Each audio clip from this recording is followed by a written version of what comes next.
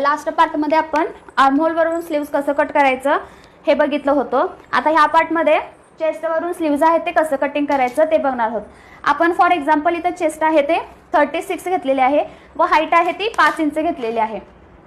तर आता मी इथं 6 इंच घेतलेलं आहे.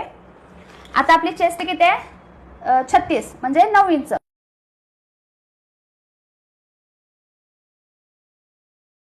अडीच इंच घेतले. ठीक आहे, 2 इंच आत आले व ही लाईन अशी ड्रॉ केली. इथून ही लाईन अशी ड्रॉ करायची, ही वाली लाईन अशी.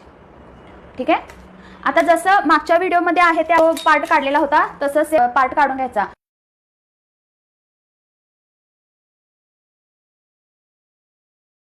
सहा इंच असं एकदा स्लीव्ज आहे तो ह्या पॅटर्नमध्ये ह्या टाईपमध्ये देखील तुम्ही काढू शकता.